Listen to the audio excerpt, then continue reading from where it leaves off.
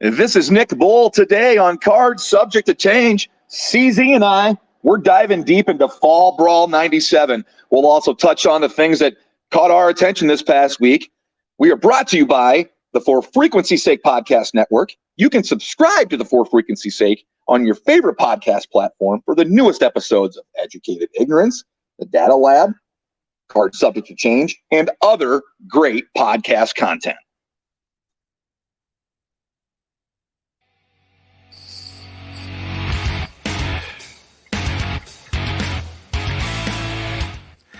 Hello, welcome to Cards Subject to Change.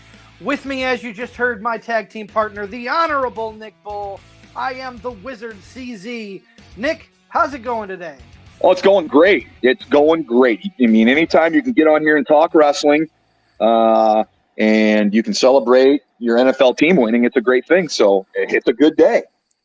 Hey, I'd say that sounds like a great day. I'm not a big football guy myself. My main sport is wrestling. Which some people only loosely consider it a sport, which I understand. But having a big win on the gridiron, that's got to make you feel pretty good. Oh, for sure, for sure. So, Nick, I think we're going to have a pretty fun time today. Looking at this card compared to last week, night and day, comparatively. That's the understatement of the show so far. We're not even 2 minutes in, and that's the understatement. Yeah. This was much more that had its place, but this show is much more enjoyable to watch. Absolutely. And, before we get into Fall Brawl 97, I think we got to touch on some main roster, some current product stuff here. Honestly, I want to talk about NXT. They're really coming back into their own, I think. One of the best matches of the week happened to be on NXT. How often, Nick, do we see a tag team cage match? Not too often, and how often do we see a tag team cage match that delivered like this one? I mean, tag team wrestling is alive and well, and this feud is something to watch over the years. I'm talking about the Creed brothers, and I'm talking about Pretty Deadly. I love this matchup. It's the hard-working brutes against the English pretty boys. It's a good dynamic. These four guys really brought it as the opener. I would have hated to have followed this match as any other performer on the show because this match was nuts. I was told about it. I did not watch it live. Went back and watched it later that night and was told, Bull, you got to see this. You are going to absolutely love it. And then the person wasn't wrong. If you love tag team wrestling, you love physicality, this match delivered, and we got it on free TV. And I haven't watched NXT live as it airs in probably 3 months. I went back and watched this too. I watched the whole show, actually. I'll give an honorable mention to the main event with Solo Sikoa and Carmelo Hayes. Carmelo Hayes is definitely someone to watch out for, but so are the Creed brothers. So are Pretty Deadly. This tag team match really hit home. And arguably could have swapped and been in this main event slot, but I understand their reasoning wanting the Solo Sikoa win of the North American Championship to end the show. Oh, absolutely, yeah. No, I'm not telling them that they had this match in the wrong place, but man, this match was, in my opinion, the match of the night, and you got it as the opener for free. So I was just kind of stating where it was in the card. Yeah, the Carmelo and Solo Sikoa match was good. Had to be there for the storytelling. Of course, with the bloodline angle, but yeah, the tag team match opening was phenomenal. And, not only this tag team match, we also get a little tease at the end of the show. Yeah, that's are the black and gold coming back? Yeah, I think that's great. The change of the logo, taking away that 2.0 and going to a yellow, gold, and black logo, you've got to expect that they're going back to the black and gold days of NXT, or maybe a white and gold, so to bring something new to the table. And rumor has it, for the last year, we have not heard the word takeover on an NXT event. Rumor has it that Triple H is pushing to bring the word takeover back into their events, their premium live events. Yes. I'm not sure. I'm agreeing with all you said. I was taking all that in about the premium live events and bringing TakeOver back. I guess when will be the first show of NXT? When's their next big show? I'm not talking on TV. When's their next? Would it be at Royal Rumble? Would it be in January? No, because if they're going by tradition, their next big event would be War Games. So it'd be end of November. That's right. Or beginning of December. Interesting. Okay, well, I almost wish we had talked about them last and brought that. That'd be a good segue into Fall Brawl, but that would have been a good segue. But no. There's no need for segue on this show. I mean, there's not really much of a format if you're following along. That's very true. The only format that I stick to, we try and keep to, if we're discussing a nostalgia card or a current product card, we try and stick to the card order, obviously, but otherwise the format tends to go right out the window. Oh yeah, there is some order when it comes to reviewing shows. You got to go match by match, you know. You just have to. You can't start at the end. You go to the beginning, and what's the worth, right? You don't start countdowns at 1. Right, exactly. So a couple of other pieces of business. You know, we here at Card Subject to Change, we are not going to acknowledge the controversy in AEW until it's all played out. Then we may talk about it down the road. But we are going to talk about the title picture in AEW, which you had 2 really decent matches, arguably really good matches on free TV on Wednesday as well.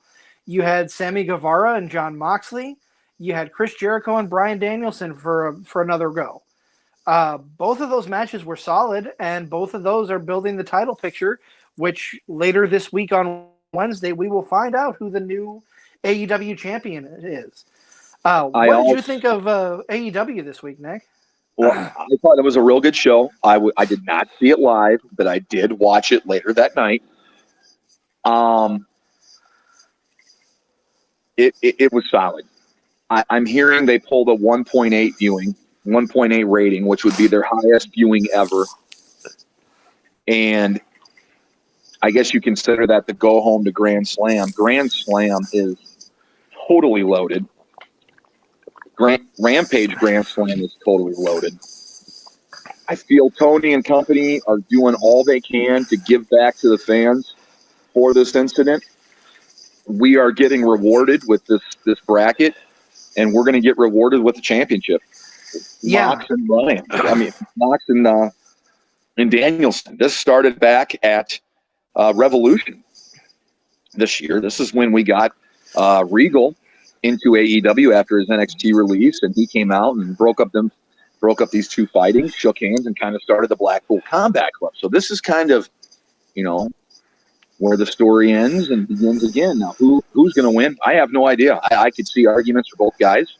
I can too. But it is going to be crazy on Wednesday night.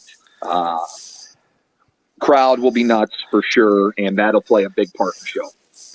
And here's the fun thing. I want to talk a little bit about the main event, but the fun thing is if Danielson wins, this will be the 3rd decade in a row where CM Punk has been ousted or left a company, and Danielson has come into his own as a champion. 3 decades in a row. You've got ROH, you've got WWE, and if he wins on Wednesday, you've got AEW. Maybe it's written in the stars. I don't know. Maybe that's the case. I don't know. That's a pretty good stat. I think that's pretty funny. Yeah. But the groundwork's been laid. They've told some good stories here. Moxley has gotten a little cleaner in the ring. Do you notice he hasn't been blading at all, right? Yeah, I think that's great. I think fans are coming are coming around on him that he's cleaning up his work, and he can be taken seriously when he's working like this and putting on good matches instead of the sloppy, bloody deathmatch type matches. But I digress. I'm looking forward to Wednesday night. I'm leaning towards Moxley winning personally, but I'll be surprised either way, I'm sure. It's going to be a hell of a match, and if Danielson versus Jericho is any testament to how hard hitting it's going to be, Jericho walked away with that from that match. His chest was completely purple after Danielson just chopped the hell out of him. And I remember you telling me that. I remember you telling me that when I was watching it. And then I watched Rampage on Friday, of course, which is taped right after that match. And he's on commentary, and his chest is just still purple. He doesn't say a word about it. He's not selling it. But, yeah, you could tell it is killing him. Yeah, kudos to Jericho for putting up with that and still continuing on in commentary for the taped broadcast of Rampage after Dynamite went off the air. For sure. He's a pro, man. And, of course, that's going to bring us to our final main roster or current roster topic. Yesterday there was a big press conference in Las Vegas. Triple H introducing the challengers, the two men who will be facing each other at Crown Jewel in the main event in the WWE Undisputed Universal Heavyweight Championship match. You're going to have Roman Reigns defending against Logan Paul. And Paul is only this will be his third match in the WWE, and already he's in the title picture. You know what? That doesn't bother me. I think Triple H sees what can be done here, and this is going to get a lot of clicks, a lot of eyes, and it's not like they're throwing David Arquette out there. Logan Paul has been on two of the biggest stages that the WWE can offer and has performed well. Granted, he is in there with good workers. Well, he'd be working with one of the best wrestlers in the world and working with Roman. And amongst, having Heyman there at ringside, I think it's a smart move. This is a lull right now in the WWE calendar, if you think about it. Yeah. There's a lull right now. The Monday Night Football has kicked in. Football is going on, so you're losing some viewers. This is a way to get some of those viewers back. And this is a way to get people to watch Crown Jewel, which I thought last year's Crown Jewel was an excellent show. And we know Triple H is in control now, so each pay-per-view is his own. So everything's been on the upswing with Triple H in control. I like this decision. I think it's going to be an excellent match. I think people are going to be talking about this one for a while. I see Roman retaining. I don't see Logan Paul pulling an upset. I don't see Triple H going that route, but it's going to be a hell of a contest. Yeah, and I'm really looking forward to Crown Jewel. I don't usually look forward to the Saudi events because let's face facts, they've been hit and miss over the years. Super Showdown in the last couple of years has been, I think the last one was in 2020. I watched that recently. And your two title matches are squash matches. The Fiend got just completely devastated by Goldberg. You put Ricochet in against Brock Lesnar. And, I'm sorry, we talk about suspending disbelief. There's no way that I could suspend disbelief to see Ricochet beating Brock Lesnar. I love Ricochet to death. That's not a knock on him. That's a knock on the booking because maybe they didn't have anybody else who could have held his own against Lesnar, but that's neither here nor there. We're not talking about that show. We probably won't talk about that show unless we get desperately bored for some garbage wrestling to talk about. But yeah, this is a Saudi show that I'm actually looking forward to, and that was my point there. Yeah, for sure. It's on the horizon, and they've got their main event. They've got the poster out there. I will be interested to see who else gets put on this show, how big of a show they're going to do, and how much of it will be filler. How much is it going to be advancing the storylines, and how much will be filler. Remains to be seen, but I already like the main event, so they've got me already. Yeah, I'm right there with you. I think it'll be interesting to see where Triple H takes it. I mean, like I said, Saudi's been hit and miss with their cards, but with Triple H having the reins, I don't think it'll be a bad show. I don't think we're going to see many bad shows for a while, honestly, with Triple H at the helm. I don't either. Unless they can fix Raw going to 2 hours, it'd be great. But no, they're going to have the 3-hour Raw. But the shows have been good. They may not have been the highest rated, but it's above and beyond what it has been for years. So it's in the positive direction. And Oh, go ahead. Go ahead. I was just going to say the only thing that I would fix about Monday Night Raw. Yeah, 3 hours is a long time for a non pay-per-view or premium live event. But the thing that they're struggling with the most, I think they really need to have a title there, and they need to either break off one of the titles from Roman, or create a new championship for Raw, because I think that's their weakest point right now. You have to break it. I don't know how they do it, but I'm looking forward to how they do it. Yeah, it'll be interesting to see. But I think at this point, Nick, let's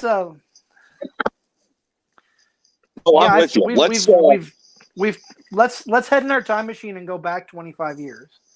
Yeah, there's only one way to get into a swimming pool, CZ, and it's not by the stairs. You just dive in head first, and we're ready to jump into the time machine, dial it back. Boop, boop, boop, boop, boop, beep, boop, boop, boop, boop, boop, boop. All right, we dialed it back, and we are going to September 14th, 1997.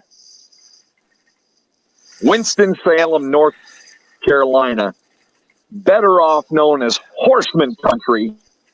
It's Fall Brawl 97. Are you ready? I am ready. And, we talk about the Horsemen. The big main event here is the Horsemen versus the NWO. We'll talk about the main event in details, but just a little background. We're coming off of Arn Anderson's big retirement and the subsequent parody by the NWO of the retirement, and Arn giving his spot, not just a spot on the Horsemen, but his spot to Curt Hennig. And that's what stems this whole War Games that's going to be coming up later tonight. But you're right. We've got a hell of a card to talk about. There are a lot of great matches on here. I think overall this was fantastic. I enjoyed this show quite a bit. You've got Tony Schiavone, Bobby Heenan, Mike Tenay at times, and Larry Zbyszko calling the matches, which is the best commentary team that WCW ever had, in my opinion.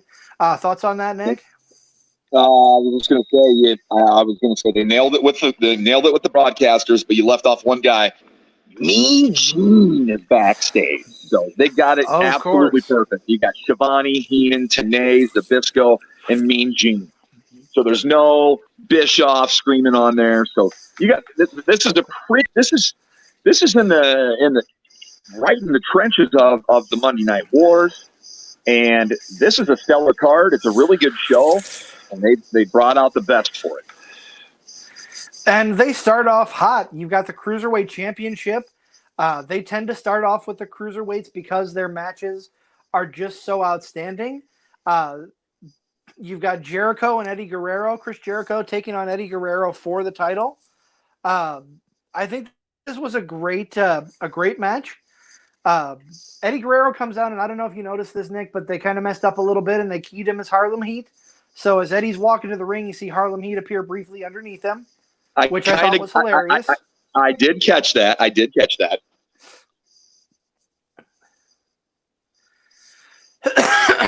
Excuse me. But this match, for a cruiserweight match, what stood out most to me is this had a lot of mat wrestling. You're used to the cruiserweights going to the top rope, flying here, there, and everywhere. But Jericho and Guerrero are on the mat most of the time through this match. And I was just going to segue off what you just said there, CZ. They're wrestling, they're cruiserweights by weight, they're cruiserweights by title. But this felt more like a standard wrestling match between two big guys, It wasn't just the flying around. Good mat wrestling, and there are a lot of slams and power slams. Unconventional usually for a Lucha Libre cruiserweight style match. So these guys were wrestling. This match kind of foreshadowed how they would wrestle in the future in WWE, if you think about it. That's kind of what I really I had forgotten all about this match. I loved this match, every part of it, but I'm like, these guys are kind of giving us the preview of what their next step was going to be in WWF. And that's the case here. I had great opener. Longer match for an opener. They went a little over 17 minutes. Yeah, but it didn't feel long. No, it didn't. There wasn't a lot of downtime in this match. If I had to go back and watch it, I think it was probably like a 12-minute match, but it's a 17-minute match. Jericho comes in as the champion, but Eddie Guerrero wins the title and ends the 1-month reign of the Lionheart, Chris Jericho. This was they couldn't have started the show off any better. You know, opening matches, they say, set the tone for the entire event. And this one is no exception. They did a great job. It set the pace for everything. You know, you had I believe this was a 6 or 7 match card, Nick. Correct me if I'm wrong. 8 matches. 8 matches. Okay. So I was a little short. But still, you know, longer matches, people were given the reins to go there. I think there's only one really short match, and we'll get to that a little later. But no, you couldn't have asked for a better opener than this. If you want a good example of how to start a pay-per-view, go back and watch Fall Brawl 97. Watch the opening match with Jericho and Eddie Guerrero, because these are two legends in the business, in my opinion. You've got one Hall of Famer, the late great Eddie Guerrero. You've got a first ballot Hall of Famer, in my opinion, in Chris Jericho. And they won't let you down if you go back and watch this match. No, it holds up over time. I mean, match in '97 between two at the time established wrestlers. They hadn't got to their greatness yet. This one's a good one. It ages well. 17-19, Eddie Guerrero gets the decision. Now I'm going to tell you what, whether it's 1997 CZ or if it's 2022, one thing that doesn't change in wrestling is bad acting. And after this match, we go backstage where we see a WCW intern plugging WCWWrestling.com doing a quote-unquote interview with Jeff Jarrett. Yeah. It is so bad. You can tell the intern has his lines written out on the computer, and he can't even get them straight. Jarrett can see the kid is drowning, disses on the kid, and, like, carries the segment. But I got to chuckle at him like, this is horrible. I didn't have that in mind. I had forgotten about that, but you bringing it up, I remember it was bad. For such a great pay-per-view. Mr. Jarrett, you're fighting Dean Malenko. What are your thoughts? It's like, oh, man, it was bad. It was awful. But I started. It caught my attention. And it's the perfect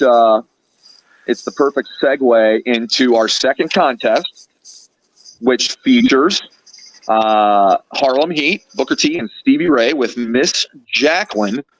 They are taking on the Steiner brothers, Scott and Rick, with Ted DiBiase. And I start on here. This is a Mount Rushmore tag team matchup between our prospective Mount Rushmores. You took the words right out of my mouth. I mean, I had Harlem Heat on mine. You had the Steiner brothers on yours. Both teams on our respective lists were honorable mentions, at least, if not on the Mount Rushmore. So this is you have two tag team Mount Rushmore teams here. You're not in for a bad match at all. This is going to be a good one. And you know what? It was. I'm not sure if either Steiner could have passed a piss test on the way to the ring, but I digress. Booker T and Stevie Ray look like monsters in this match, and so do the Steiners. So every high-impact move really hits different. I don't know how many head-to-head matches they had in their time there in WCW and beyond, but I could watch these two teams wrestle all day. Match goes just a little shy, 12 minutes. I thought it was a good follow-up to the opener. I also love Scott Steiner's diamond-studded workout belt. Where do you get one of those? Is it kind of make your own? Is it Hobby Lobby? Is it, I got to go to Joanne Fabric? What do I got to do there? Well, if you asked Bruce Pritchard, you'd go to Belts R Us.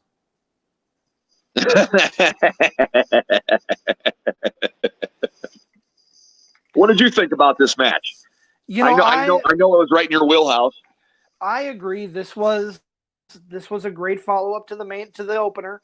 I love the fact you've got a buzz from the crowd. They're not booing you. If you're sitting at home and you're watching, it sounds almost like they're booing. And Shivani points it out. They are barking in honor of Rick Steiner. The hoo hoo hoo hoo hoo. It is fantastic. The crowd is really into it. Obviously behind the Steiners here. Overall, I think this was a great match, and another one that didn't feel like it went 12 minutes. This was a longer match, but we're going to say that a lot about this card that felt like it was paced really well. Yeah. There really wasn't anything egregious on match times here as we wrap up the second match of the show. The Steiner brothers defeat Harlem Heat at 11:44. We've got two good contests. We're a half hour in. This crowd is hot. I love going back and reading the old signs, and I love going back and just look at the crowd. It's engaged. 97, not a lot of cell phones around. Nobody's on their phone. People will have cameras taking pictures, but it's just a different place and different time. And it definitely is a different place and different time as we get into match 3 here. We have the WCW World Television Championship on the line. The challenger, Ultimo Dragon, my personal fave, Lucha, taking on the champ, Das Wonder Kid, Alex Wright. If there's one thing I want to see in life, is CZ doing the Alex Wright dance. Well, stop over, bring your camera, and we'll put it on Twitter. I'll do it. I'll get it done. Oh man, I don't want to video record it. I just want somebody else to do it. Maybe we can get our good friend, the podcast Tribal Chief DJ, to do it, to record it for us. Maybe, we'll see. I love it. It's silly. I will definitely do that for you. I want to point out this is the only other title match. There were 2 title matches on this card. You don't see a tag team title match here. You don't see the world title. The world champion is not even in the building, and that would be Hulk Hogan at this time. So very, very light on championship matches, but it's not a bad thing. This match is good too. This is another long match that, the pacing is done really well. They went 18:43. Great match. You've got Alex Wright as the TV champion, if I'm not mistaken, correct? He is the television champ, Das Wonder Kid. Yep. You see you do see some lucha moves from the Ultimo Dragon. You get the acai moonsault to the outside. You do a sunset flip into a power bomb.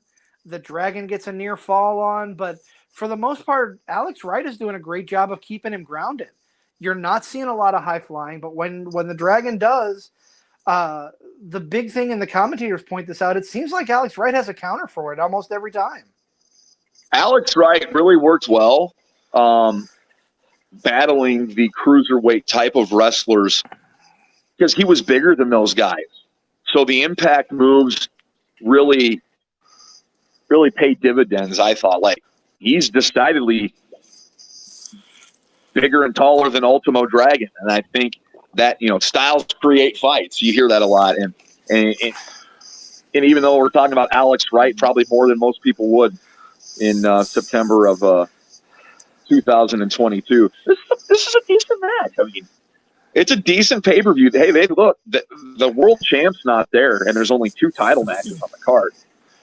The undercard's got to deliver, right? Yeah. And your main event's not even for the title, but it is a War Games. It's a special match. So the undercard had to deliver, and even though this is the second longest match of the show, the champ Alex Wright retains over Ultimo Dragon at 18:43. I thought it could have trimmed a few minutes off this match, but if that's my only complaint with it, it's a solid match. You won't regret it going back and watching. And yeah, and I'll go out on a limb here. I will say that Alex Wright is one of the most underrated wrestlers to come out of WCW. And you don't see him after WCW, at least not on the mainstream.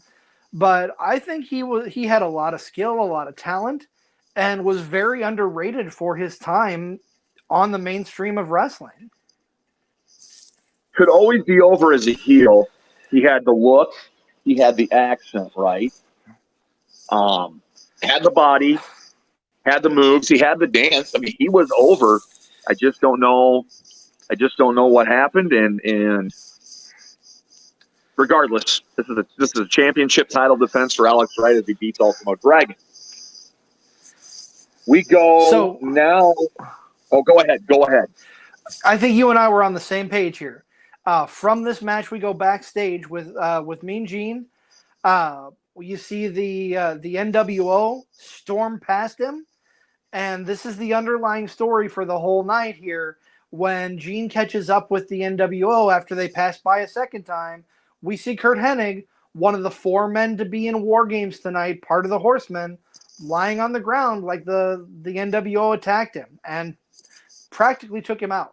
So the underlying question for the rest of the night, is Curt Hennig going to be able to wrestle in the main event? Yeah, that's the storyline here. Curt Hennig gets jumped. Now it seems that the NWO gained the upper hand because it's the Four Horsemen. It's Flair, it's Benoit, it's McMichael, and it's Hennig. So now they're down to 3.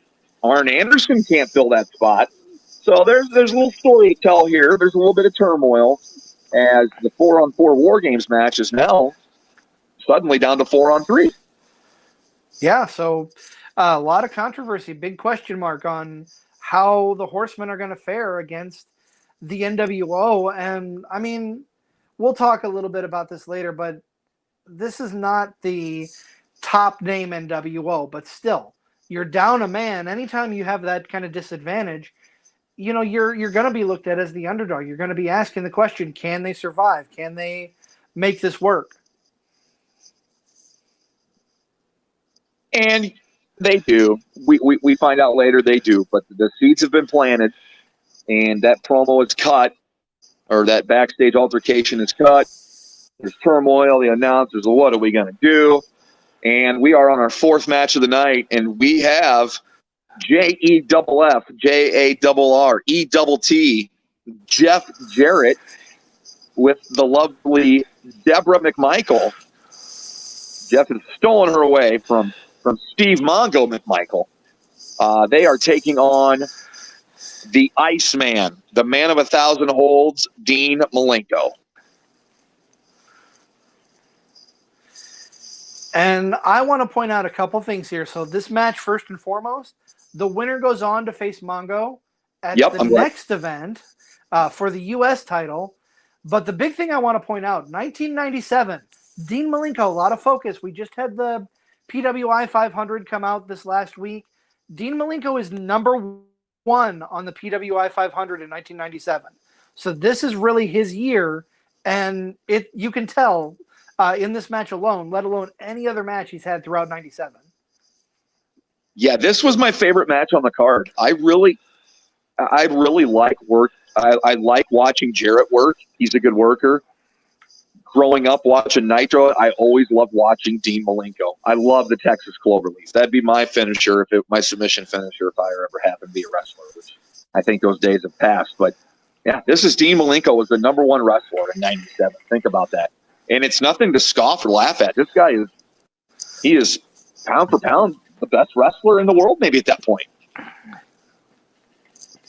Yeah, I agree. And he's always been one of those names that you have to look at as, well, this guy really has the potential to be a top guy anywhere he goes.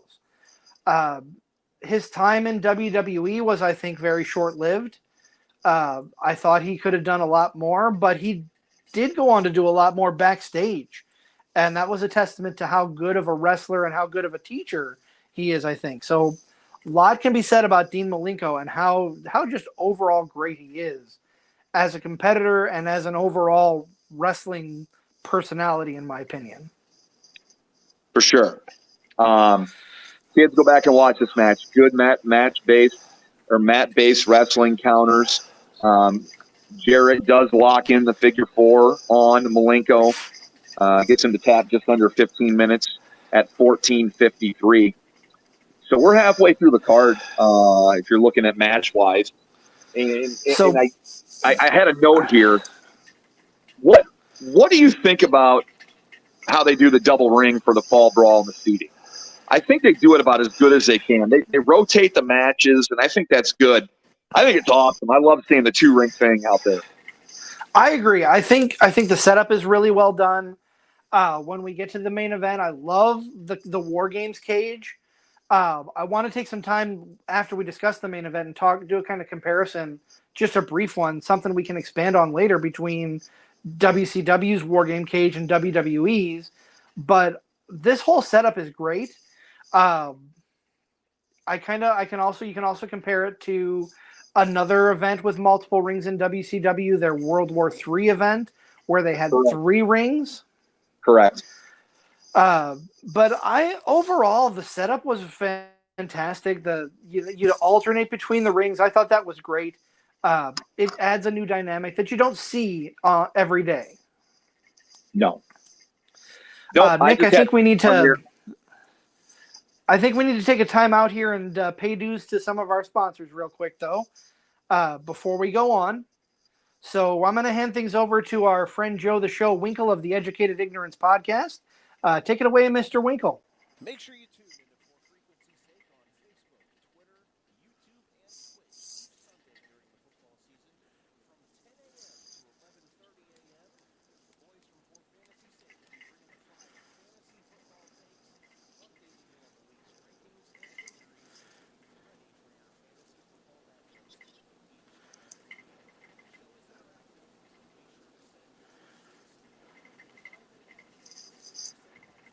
to send your questions FFSQC on Twitter, or you can send them an email at forfantasysakeqc@gmail.com. And I apologize. I think we had a little bit of an audio issue with that promo. So we'll hit it again here before too long, but let's go back into what we were talking about, Nick, okay? Yeah, let's talk about this tag match real quick, and then we'll hit that promo if that's okay.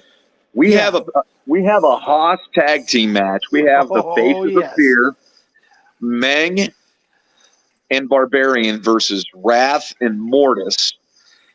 Nick, I got to ask you going into this, who better than Mortis? Well, Mortis. Nobody better than Mortis. Indeed. Mortis, the late, great Chris Kanyon, before he took on the Chris Kanyon gimmick. But you're right. This match is just a barn burner. These two teams hit each other with everything, including the kitchen sink. Yeah, 4 big dudes going at it. Wrath, the former Atom Bomb, if you're a WWF fan. This would be like the future Brian Clark of Chronic. That's right. That's right. So, 4 guys just beating the crap out of each other in a tag match. And the Beast of, I'll tell you what, Meng and Barbarian are both older here. And in 1997 can still go. Yeah. I think in 2022, both those guys could probably still go. I'm not doubting them at all. Those guys are legit tough. And you watch this match, and Meng gets hit with at least one, if not several, clotheslines that he just shakes off. Like, he does not take. He is all business. He's going to hit you hard, and if you hit him back, he's going to take it and hit you back again, twice as hard.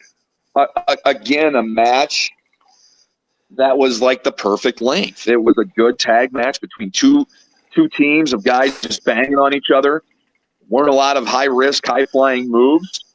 The crowd seemed to enjoy it. Wrath and Mortis get the win at 12:22 over the Faces of Fear.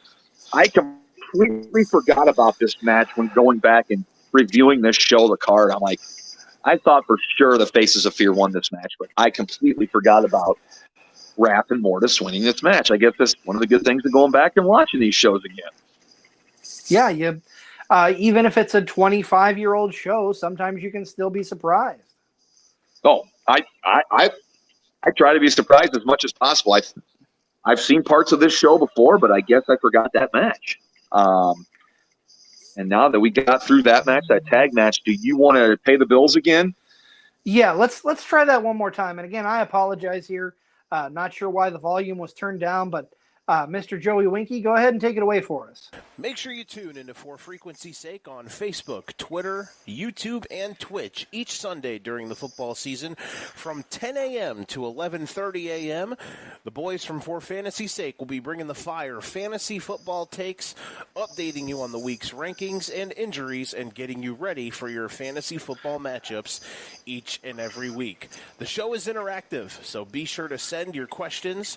You can find them at For Frequency's Sake on Facebook, at FFSQC on Twitter, or you can send them an email at forfantasysakeqc@gmail.com. And you can catch Joe Winkle, the Joe the Show, on his Educated Ignorance podcast, but our For Fantasy's Sake team every Sunday, 10 a.m. to 11:30. Our Tribal Chief DJ, one of the three faces of fear in that podcast, bringing you every fantasy football tidbit that you need each and every week. DJ and the gang on top of it. Did you make the Faces of Fear reference? That's a pretty good reference. I did. That's good. Way to wrap that into the match we just talked about. Wow, man. It's like you worked in the business before. You would be surprised, wouldn't you? Yeah, you would, right? So after the tag match, we go backstage again with Mean Gene. He is with the three remaining horsemen. The thing that I have written down here is none of the horsemen are talking about Curt Hennig. Whenever Gene asks them, is he going to be able to compete? They just move right on. They steamroll over him, and they're like, we're the horsemen. We're going to dominate. Nick, what did you think of this promo? Or this interview, I should say. I was worried about Flair's blood pressure, first and foremost. He was really up in arms in this promo. I thought it was masterful of them to ignore it. They're not going to acknowledge it. That's them telling me, hey, they've moved on. They know they got to go 3-on-4, and they're not going to use it as an excuse. The horsemen aren't, in this case, going to be using it as an excuse. Hey, they're in horseman country. They're not going to let this take away from them getting their hands on the NWO and getting back for what they said did with Arn Anderson. So I liked the promo personally. I thought it was fine. Yeah, I think it was well put together. Like I said, I just had it in my notes to use an insider term. They were no-selling the fact that Curt Hennig was injured, but I think it worked really well. Yeah, I think it did too. And it does work, and you'll see why later on. And, we go here from one Haas fight to another, in all honesty. You've got two big men coming into the ring on the shortest match of the card. You've got the Giant against Scott Flash Norton. This match goes 5:27. One thing that I have in my notes, Nick, I was very surprised the Giant didn't come out to any music when he entered the ring. Now, I don't know if he did or didn't, since this is kind of WWE's gotten their hands on things, so I don't know if that was what originally happened or not. That's fair. I mean, you look at some of the other competitors, like Jericho will sometimes, because they can't use right. Jericho came out to the break the walls down music on this pay-per-view when he in the opener against Eddie Guerrero. But it really wouldn't be appropriate for the WWE to edit in, well, it's the big show for the Giant to come to the ring. Right. So that might be why. I don't know, but that's something to consider. I don't know if that's the answer, though. Yeah, that's a very good point. I didn't even think about that. So thank you for mentioning that. But yeah, that was the big thing that stood out at the beginning is you don't hear any music for the Giant, and it could very well be a copyright issue, and the WWE just didn't have anything to replace it. Very much so. I know if I worked in that production department, everybody would have the correct music. Okay, when possible. Yeah. And if they couldn't have the correct music, I would find the closest thing to it.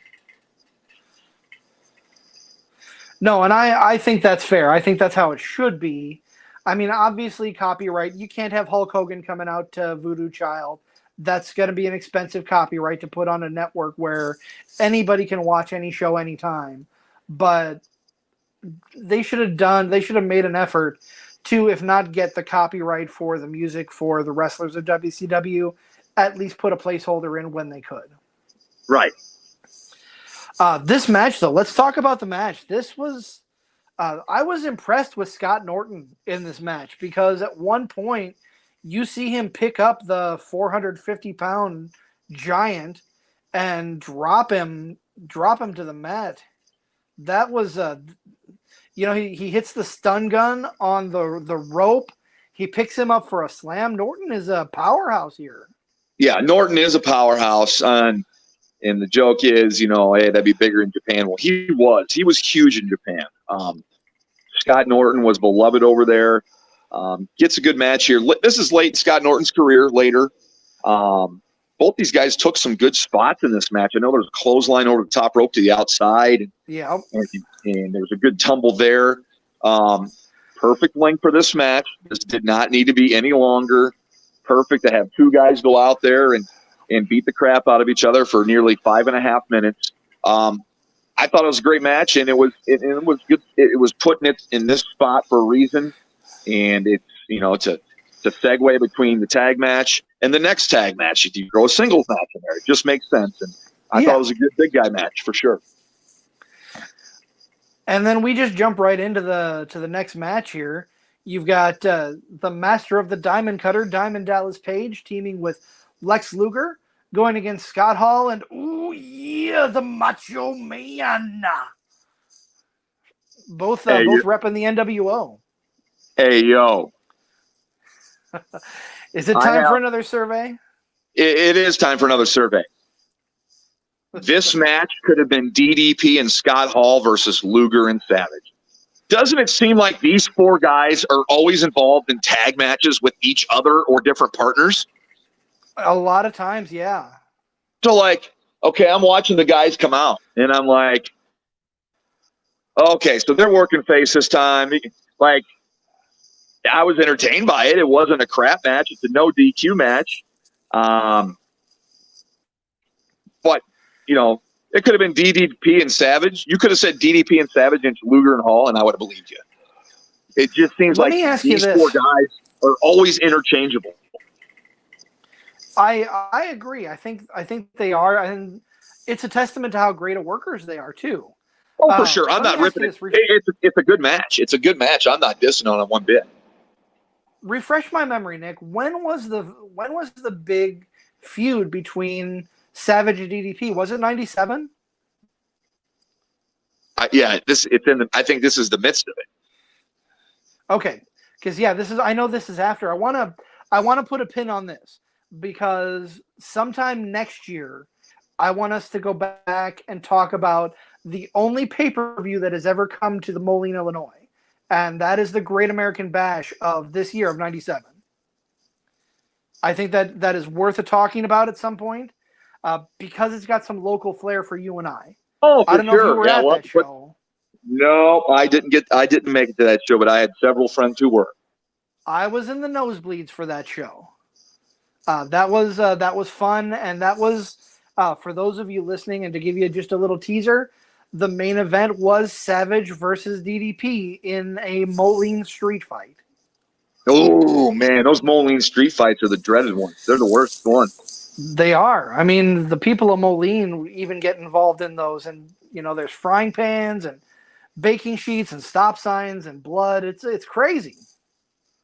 I wish I could have went to that show. I honestly do. I'll tell you, I don't have a lot of memories of that show. I know I was there, but I don't think it was as memorable for me because I was sitting way up at the top of at that time, the Mark of the Quad Cities. Sure. Or as the commentator said, the Mark of the Quad. The Mark of the Quad. Regardless of the people, it's DDP and Luger versus Savage and Hall. DDP in the midst of his feud with Savage. Miss Elizabeth is siding with the NWO here of Savage and Hall. One of the things that I have in my notes is that Savage and Hall essentially are playing ping pong with Paige between the two rings. Yeah. Yeah, I think you could say that. I think that's a fair assumption. I'm pretty sure they were supposed to be in ring 1. At one point, Scott Hall makes his way over to ring 2, and him and Savage just take turns throwing DDP from one ring to the other. Well, the match finishes in ring 2, but you're right. There was a lot of back and forth between the two rings. Maybe they said, hey, nobody else has done it. Let's do it. That's probably the case. But I love the finish of this match because it sets up another feud that we're going to come into that we'll probably see when we talk about Halloween Havoc 97 next month. There's a teaser for you. Because Larry Zbyszko, sitting at the commentary desk, gets fed up, throws his headset down, and storms down to the ring to distract Scott Hall and give the win to Paige and Luger. Yes, the living legend Larry Zbyszko has had enough of the NWO and their hijinks, and he's going to go down there to give Scott Hall a piece of his mind. He gets in the ring or on the apron, does his thing, and it's enough for Luger rolls up Hall, if I'm not mistaken, correct? Yeah, Luger, who had been stomped down in between the two rings. That's right. Crawls his way out from the rings and gets the roll up on Scott Hall. And Larry Zbyszko, our living legend, he's the one who counts the pinfall because Scott Hall blatantly takes out two referees. And Larry Zbyszko is just, he ain't taking that crap anymore. No. And so he was sick of it and sick of the NWO, and he went and did something about it. And, after this match, we go to Mean Gene for a promo on the hotline. That was Mean Gene's baby. We get a promo for Halloween Havoc 97. Besides that hotline, I've got a new tagline for our podcast. Kids, please get parents' permission before listening. Yes. We will not pull punches. Get your parents' permission, and then come back and listen to us all you want. And we won't charge you. We won't charge you $1.99 a minute. Not at all. That would get expensive for us since we tend to go over an hour sometimes. I would honestly like to know, not to get off topic here, I would honestly like to know what the wrestling companies made off people calling those hotlines. Because that was different place in time. No dirt sheets then. No got internet. In the mail. It wasn't instantaneous. The internet is only just coming into its existence, if it's even a thing at this point. So How else are you going to get your wrestling news? And on that, how else are you going to get your fantasy football news other than listening to For Fantasy's Sake? I'm going to send things back over to Joe Winkle to talk about our websites, okay? In addition to bringing fire on the mic, the team at For Frequency's Sake is still bringing it online as well. Check out ForFantasySakeQC.com this season for college DFS, Survivor League, and betting advice each and every week of this football season. Again, that is ForFantasySakeQC.com for college DFS, Survivor League, and betting advice each week during the football season. Thank you, Joe the Show Winkle. Again, you can find him on the Educated Ignorance podcast on the For Frequency's Sake podcast network. Nick, we're here. It's time. Get Michael Buffer ready because we need him to intro us here, okay? Ladies and gentlemen, are you ready? I love that big fight feel, that big fight voice of Michael Buffer. And it's time for the War Games match. I wish they still called it the match beyond. I miss that tagline. I can agree with that. That was a great tagline. I have always been a fan of War Games. I loved the fact that Hunter brought it back to the WWE in NXT. Not so sure how I feel about the cage not having a top on it in WWE. But at the same time, it's a different era, different product. and this brings some new dimensions to it with what they do it. But we're not in 2022. We're in 1997 right now. The cage comes down, raining pyro from all sides. And Nick, I think we need to go over the rules of the War Games match. Hit us with those. Oh my goodness. There are 7 periods to the match, if I'm mistaken. The match starts out with a 5-minute period of a 1-on-1 match. After that 5-on-5 period, one team from the coin toss is allowed the advantage. Is it for 3 minutes or 5 minutes? 2 minutes, actually. 2 minutes, I'm sorry. 2 minutes. And that rotates until all 8 participants of the War Games match are in the contest. There can't be a decision until all 8 men are in, and then that's, quote unquote, when the match beyond starts. And here's the thing: pinfalls. Did I hit that good? That was all off the top of my head. That was 100% right on, Nick. The only addition I have: no pinfalls in this matchup. The only way to win is for the other team to say they give up or surrender. Yep. That was the case on this one. You're right. So this match starts off with Buff Bagwell going up against Chris Benoit. A lot of controversy surrounding Benoit in his later life. We're not going to talk about that. We're going to remember him for the times he was a great wrestler and just completely discard what happened. Not to poo-poo on what happened. Tragic event. We're just not going to talk about it. No, we're not. And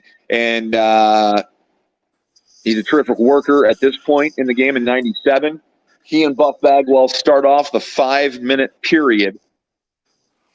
You'd think Benoit would be just beating the crap out of Bagwell, but after the 5 minutes, Bagwell's got a big old poop-eating grin on his face, and he's posing for the camera. So it's clear that the NWO has won the first period.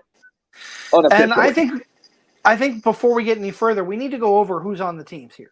Yeah, so we probably you've got should, the right? B squad. Yeah. You've got the B squad of the NWO. You say it's the B squad, but it all makes sense. The NWO has Buff Bagwell, Kevin Nash, Six, and Conan, but those were the 4 guys in the promo that ripped on Arn Anderson. So it makes sense. That's why it was. It absolutely makes sense. But as far as the NWO goes, your main guys were Hall, Hogan, and Nash.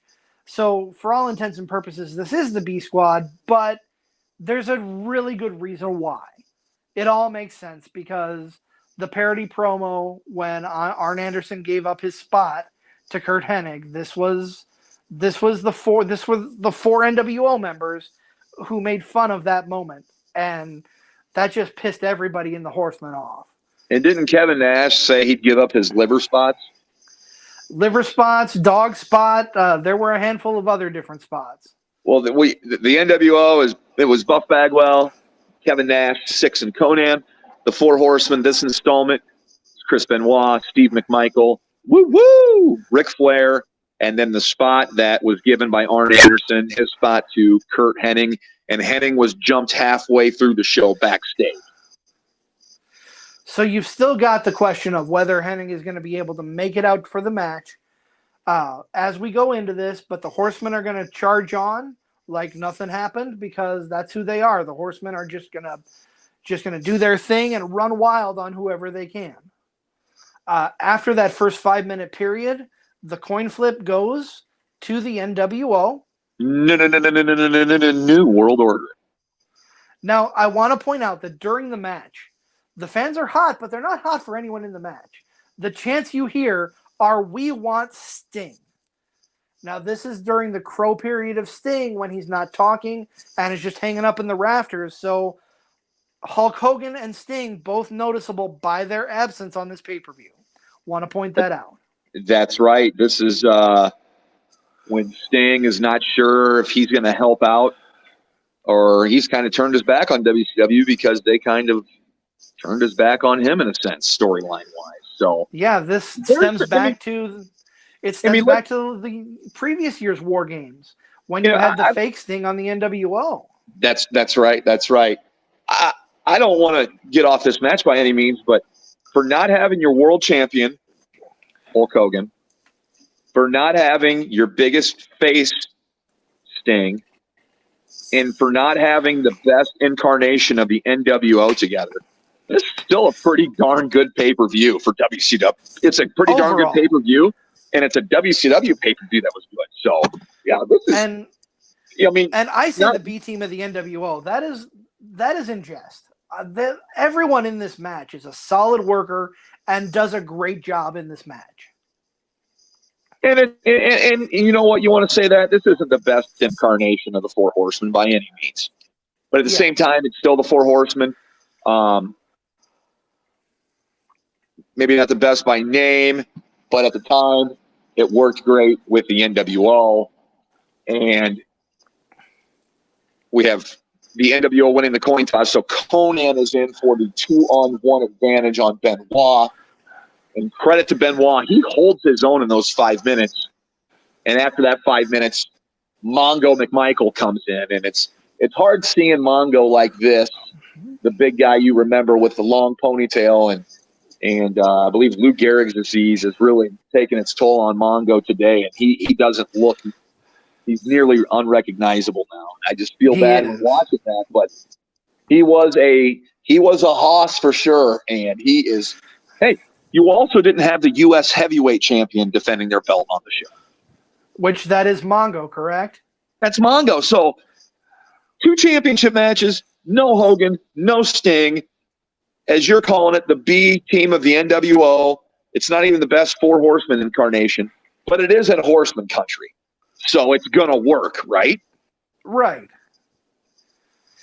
And, you said that about Steve Mongo McMichael. Definitely card subject to change. We send our thoughts and prayers to Mongo out to him and his family.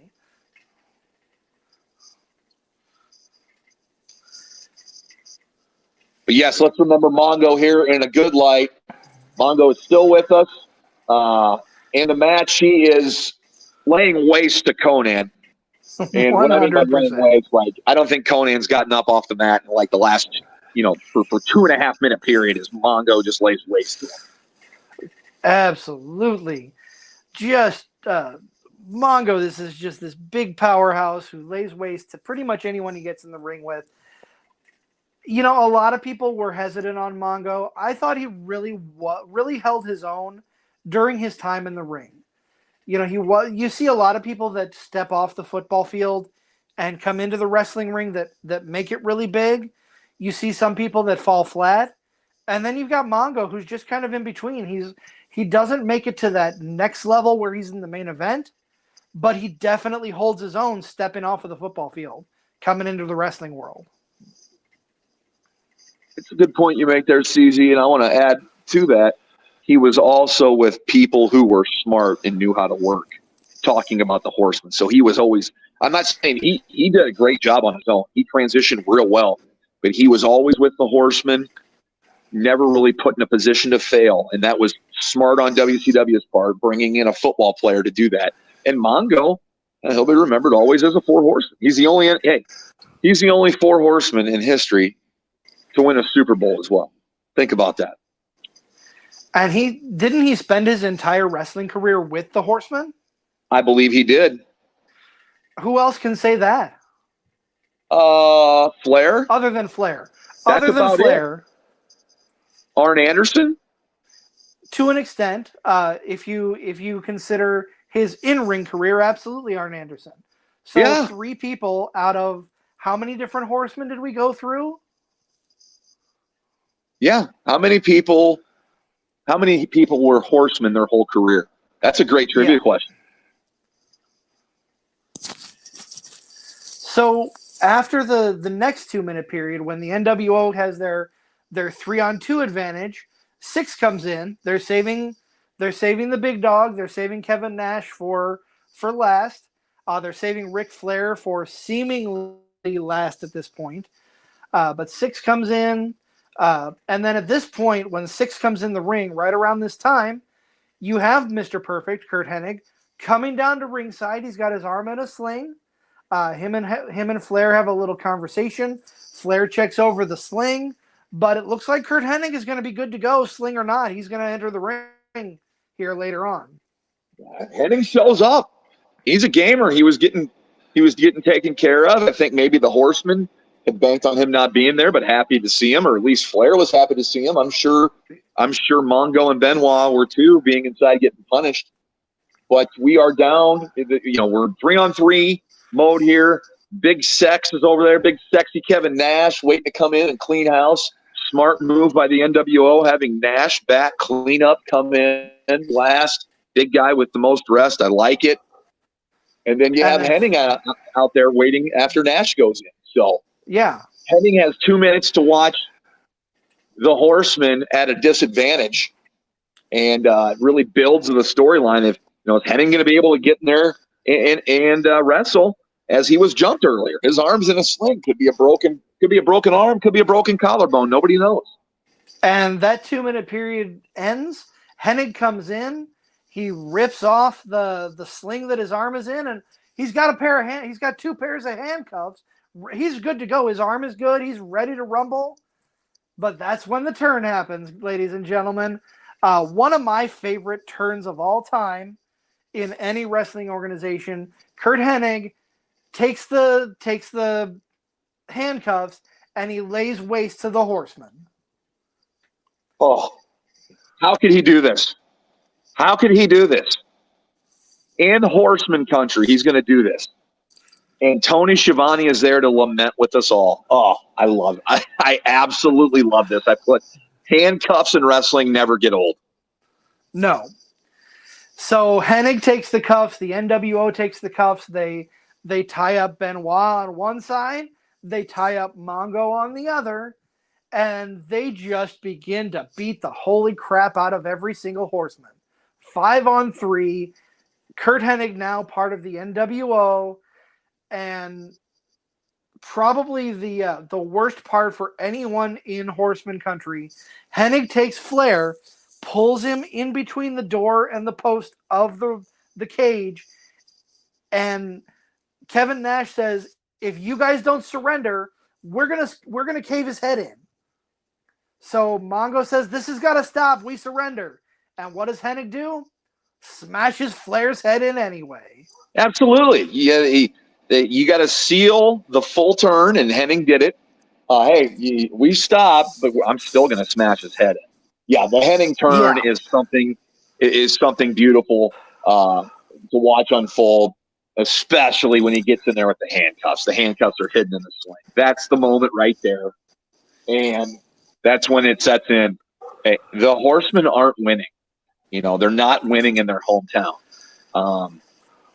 If this was AEW, Tony would have the Horsemen winning this match somehow because it's in their hometown. But I digress. This one it sets in. When Hennig rips off that sling and hands out the handcuffs, like, the Horsemen are not winning this match, and that's when it sets in. Yeah. What a fantastic card this show was. You've got the War Games match as the longest match on the card. They go 19 minutes, 37 seconds. I couldn't have booked this any better. For 1997, this was well played. And to not have your world champion, like you said, to not have your biggest babyface on the show, and only 2 title matches, and minor titles at that, you couldn't have booked a better card. No. And you're missing you're missing your 2 biggest stars.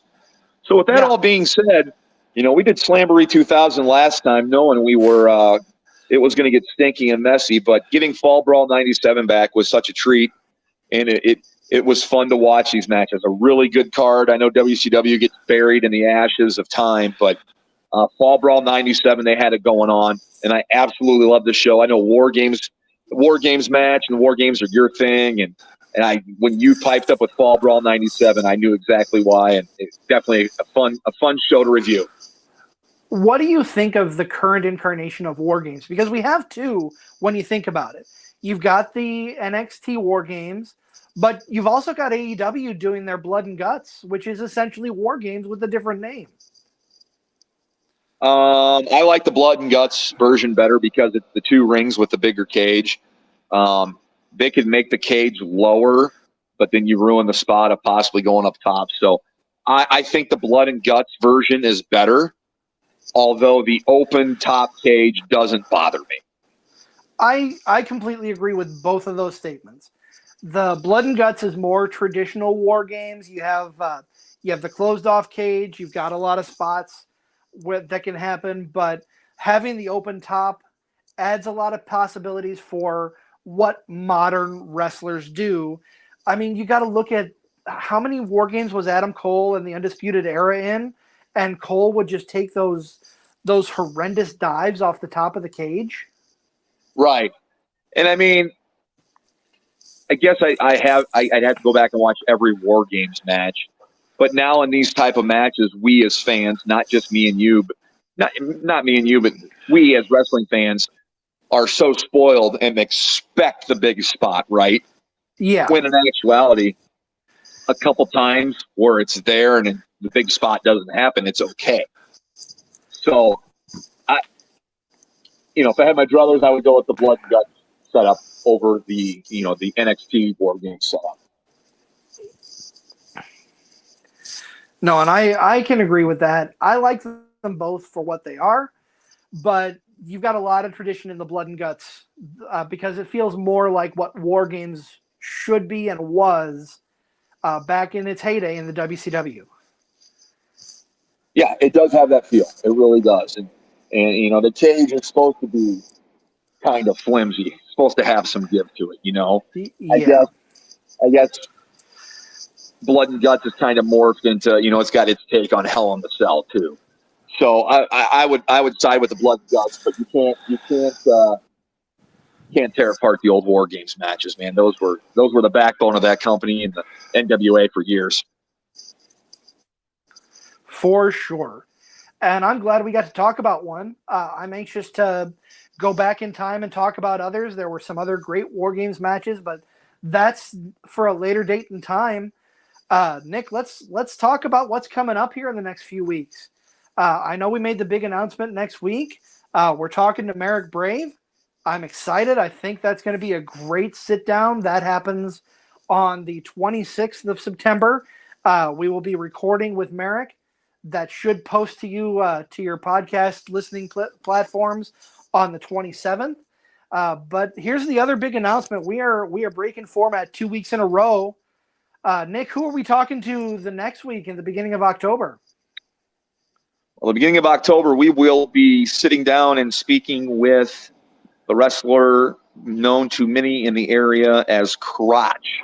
Crotch has been a mainstay for SCW Pro for several years. He's also the head trainer for the Black and Brave Wrestling Academy. So we will be talking with Merrick Brave next week, who is also part of the Black and Brave Academy and the booker for SCW Pro. And then we will talk to Crotch the following week. Both will have their takes on the business, of course, but Chris or CZ and I obviously want to connect with them on a fan level, why they like wrestling, what they watch in wrestling, what they seek out when they're not, when they're on their own time watching something in wrestling. So yeah, we're going to break format. You know why? Because we can. It's card subject to change. Okay. Kids, make sure you get your parents' permission before downloading and listening. Absolutely. And that's going to put a bow on this week's episode. 2 big interviews coming up. I will tell you the week after we interviewed Crotch.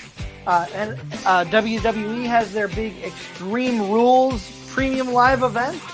So we will give all the recap and reaction that we have from that event in a couple of weeks. But next week, the big sit down with Merrick Brave. Looking forward to that. Nick, go ahead and take us out, my friend. Hey, it's been real. It's been fun. And I hope it's been real fun. I'm speaking on behalf of CZ. This is the Honorable Nick Bull. We'll catch you here next week. Woo, woo!